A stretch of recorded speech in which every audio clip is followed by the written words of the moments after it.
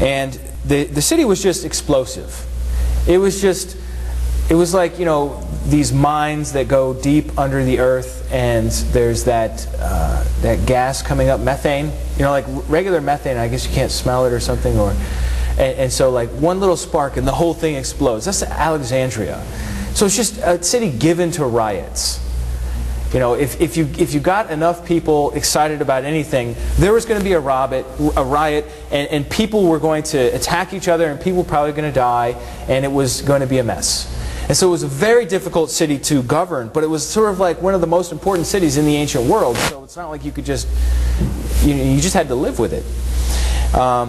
It was one of the 4 or 5 most important cities for Christianity, along with Rome, Jerusalem, and Antioch. And once Constantinople was founded by, guess who? Constantine, called it after himself, right? These humble people, you know.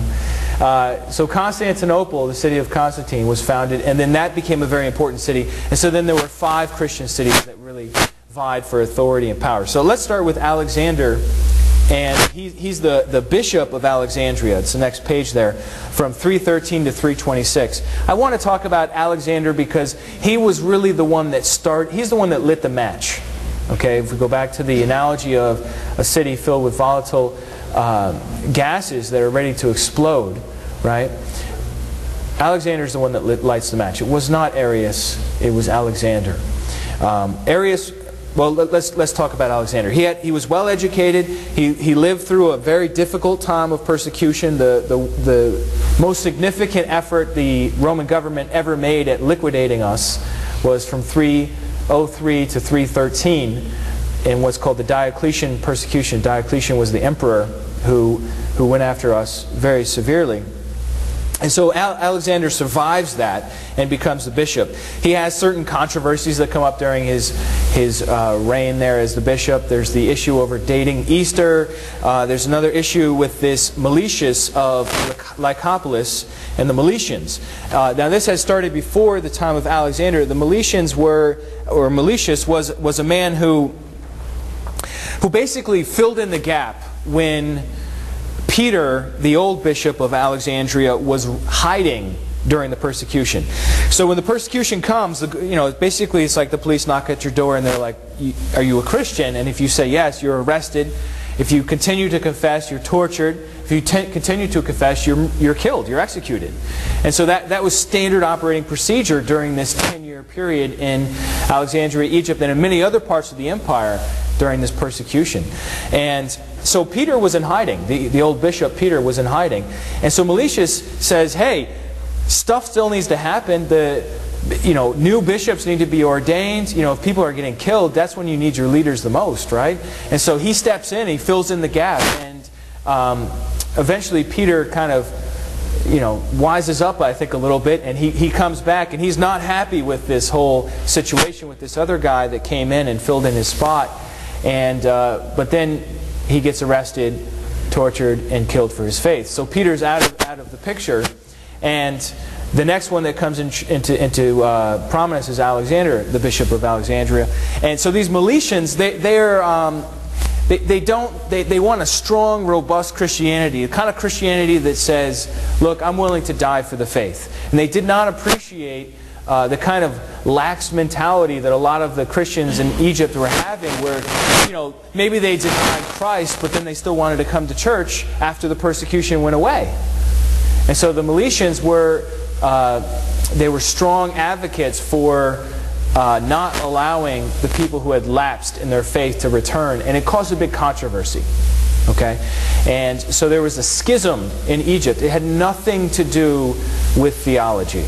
The only theology that was on the table was the issue of whether or not you should allow back into the church somebody who had publicly denied Christ or not. And that's not an issue we deal with today. We'd have to think about that and analyze it afresh. But my point is, that's this Milesian thing. Then he had Arios during his time, had a controversy with Arios, and also during Alexander's reign, he was the leader at the Council of Nicaea. He was the main proponent, the main one behind that, and he was the mentor of Athanasius, and we'll get to Athanasius in just a little while. But this is what Bart Ehrman says about Alexander. He says, as important as his doctrinal emphases is Alexander's method of painting his opponents, primarily Arius, as devious and deranged. They are divisive, mischievous, deceitful, Jewish, insane, and embedded in a chain of heretical predecessors, all drawing their venom from the devil. So that's Ehrman's description of this Alexander character. And so let's switch gears to talk about Arius for a moment. Arius was a priest, he was a presbyter of the Baucalis region in Alexandria. So he was under Alexander's authority. He was not ordained by Alexander. He was ordained by predecessors. What we know about Arius is that he was already old when the controversy broke out, probably in his 60s. He was a senior presbyter. He was a person who was known to be highly intelligent. Constantine once made fun of him for being all old and worn out and wasted in body and pale in complexion. So, you know, I don't know if that helps us picture him in our minds or what, but by the time the whole controversy... So he wasn't some new young upstart that sort of came in out of nowhere like Marcion or Valentinus centuries before. Arius was an established man of the church. He had been a deacon. Then he was ordained to be a priest. He was a pastor. He took care of his church.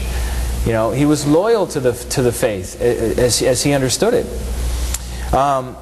Epiphanius says of Arius that he had 700 consecrated virgins on his side, 7 presbyters, 12 deacons, and there were several bishops of other regions that were all in agreement with Arius in the area of Egypt. And we have a list here from Hansen. RPC Hansen wrote an awesome book on this. He lists out a bunch of bishops there. Eusebius of Nicomedia, Eusebius of Caesarea, Theodotus, and so on. You have them there in your notes. Arius writes, we should not therefore imagine Arius as a renegade priest, willfully flouting Orthodox theology to spread subversive ideas about the Trinity. Here are 9 doctrinal points about Arius, something that will just sort of give you an idea of what he believed. Here they are. Number 1, God was not always the Father. Do you agree with that? God was not always the Father? It's kind of a strange way to put it, right? Well, if God didn't always have children, then he wasn't always a father, right? Being a father is not sort of like a description of your character. It's a description of whether or not you have kids, or at least one, right? And so Arius says God was not always the Father. There was a time before he was a father, then he had a son, and then he was a father. And then he created humans, and then he was, you know, he's still a father, you know. And so Arius says there was a time when he was not the Father. He was in a situation when he was simply God. Number 2, the Logos or Son is a creature. God made the Logos or Son. And the phrase he uses is ex uk onton, which is out of nothing, out of non-existence. So Arius does not like the idea of saying God made Jesus out of himself. He doesn't like that idea because he thinks he's a philosopher. Arius is an intellectual philosopher. He doesn't like the idea of God dividing off a part of himself to form something else. And so that's offensive to him as an educated person. The idea that God could somehow change was totally out of fashion in the old days. Thankfully, we've made some progress there. But for Arius, that was unacceptable. Number 3, there are 2 logoi, or logoses, and 2 who are called wisdom and several powers of God.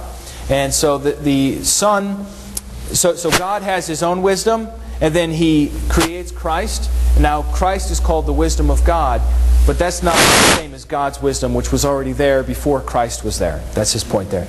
Another point, the Son is variable by nature. That means the Son can change, but remains stable by the gift of God. Isn't that philosopher talk, if I have ever heard it? So you can change, but you're stable because God gives you a gift. Why did God give him the gift of never having the ability to sin? Because God foresaw he would never sin. So how does that... I'm dizzy, right? But this is one of his points. I shouldn't poke fun at it. The Logos is alien from the divine being and distinct. He is not true God because he has come into existence. And that's really the crux of everything Arius stands for. God doesn't have a beginning. Jesus does. For him, that's it. And Arius believes Jesus existed before, that the Son existed before he was Jesus, and that he even existed before the universe was made, but that he still had a beginning. And for Arius, that's the foundation stone of everything. God is unbegotten. His Son is begotten. They can't be the same. They just can't. And I think on that point, he's really right on the money. So he says the Son's knowledge of God is imperfect. He can't know God fully because God is infinite. The Son's knowledge of himself is limited, just like your knowledge of yourself is limited. You can't know yourself infinitely well. The Son is created for humanity to create us. He believes in a trinity of dissimilar hypostases or persons without the unity of stuff. So the classic Trinitarianism says that there are three persons that all share the same essence or substance or stuff. And Arius is saying, no, there are three, but they just don't share the same stuff. Like God is over here, and then here's the Son.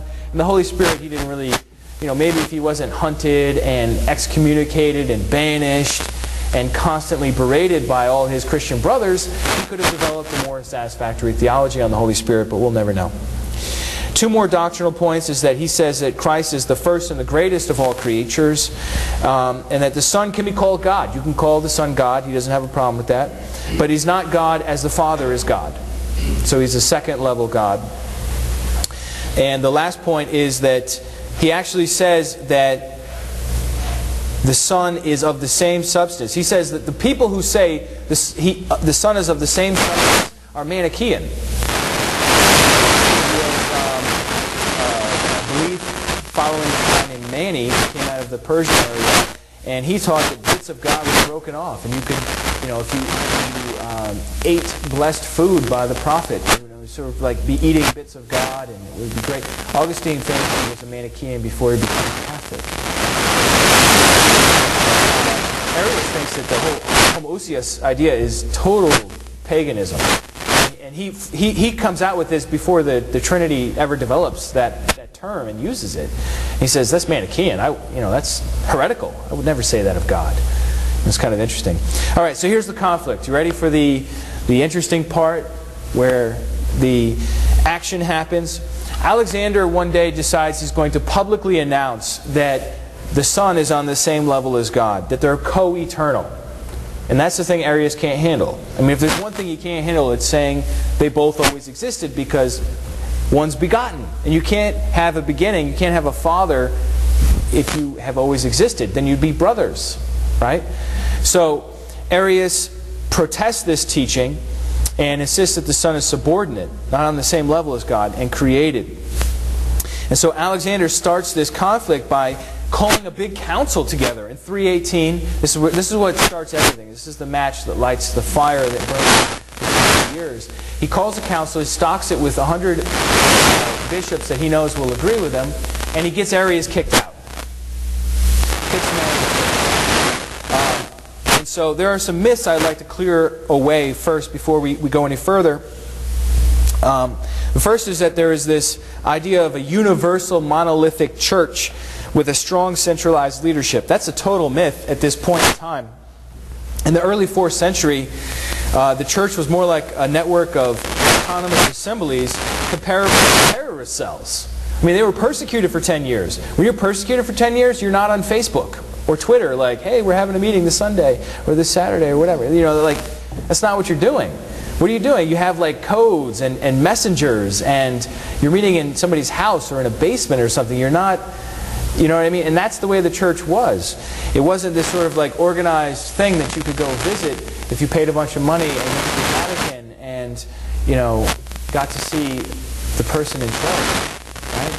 It wasn't like that. I mean, there were bishops that were in charge of their cities, and they really struggled to get everybody to agree with them.